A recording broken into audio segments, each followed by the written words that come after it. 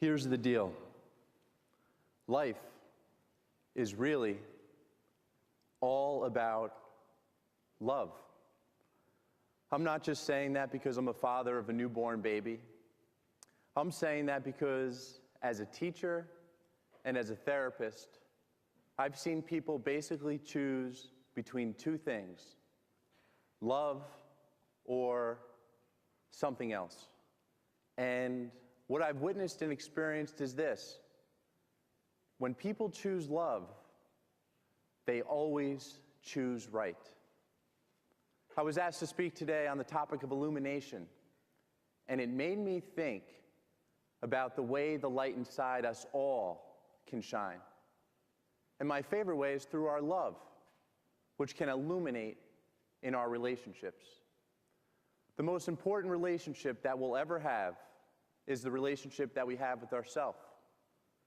And next comes the relationships that we share with one another. As simply as I can put it, we are here on this very earth to love and to be loved. And love is light. In a second, what I'd like to do with you today is a brief, relaxing, guided imagery exercise where I'm going to have you close your eyes and consider 3 expressions of light that can return us to love. I'm going to have you close your eyes and consider 3 items, and then associate each item with a person in your life. So let's get ready. I'd ask that you put your feet flat on the floor, palms facing up in your lap, and when you're ready, gently allow your upper eyelids to meet your lower eyelashes. Close your eyes, and let's everyone take a deep breath. Relax your shoulders. The first item I'd like you to picture is the sun. Picture the sun in the big blue sky. Feel the warmth of her rays, and consider how the sun continues to show up every day, sharing its light and energy unconditionally, even on a cold February morning. Is there somebody in your life that reminds you of the sun? Somebody that loves you unconditionally? Picture that person now and feel their love. The next item I'd like you to picture is a lighthouse.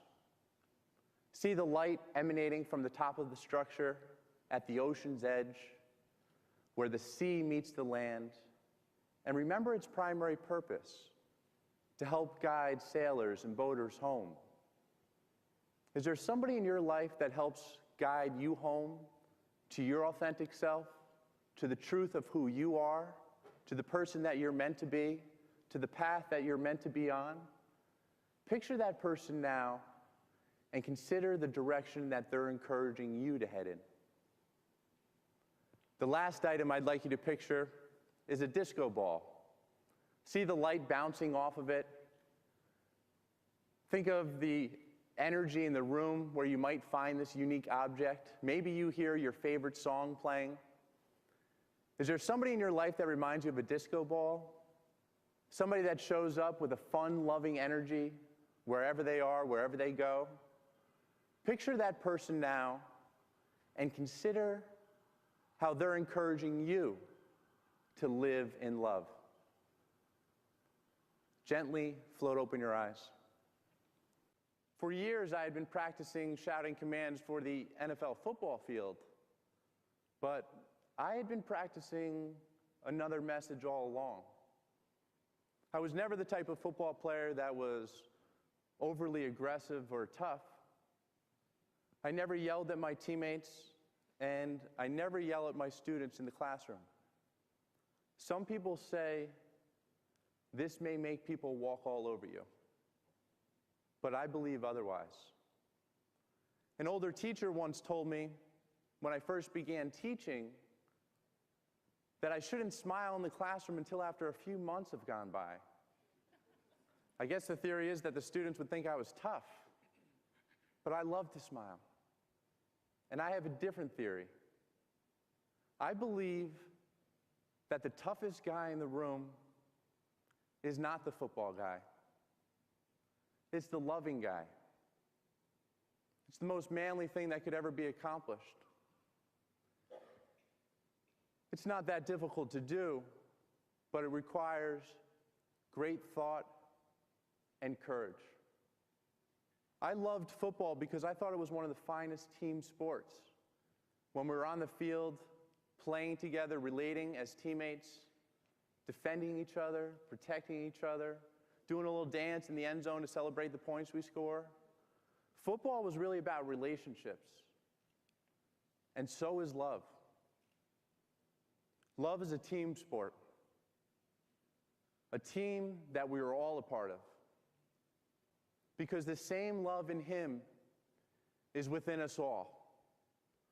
Just as I tell my students back at school, there is so much goodness in you.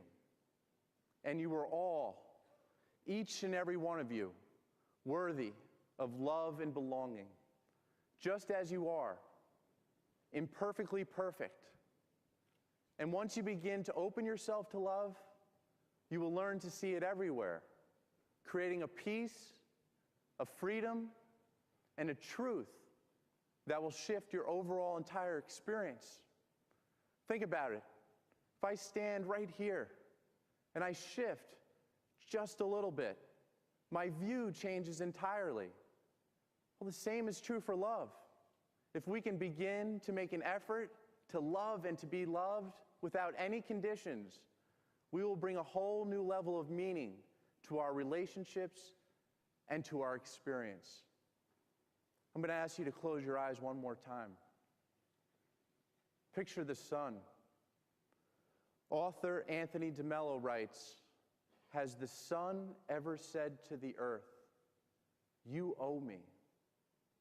Look what happens to a love like that. It lights up the whole sky." Is there somebody in your life that could use a little unconditional love? Picture that person now. Remember the lighthouse. Remember its primary purpose, to help guide sailors and boaters home. Is there somebody in your life that could use a little guidance, a little direction? Picture that person now. And lastly, picture the disco ball. Daniel was free to be himself because he loved himself unconditionally. We could all reflect a little bit of love back home so that we can dance like nobody's watching. Is there something in your life that you've been waiting to do?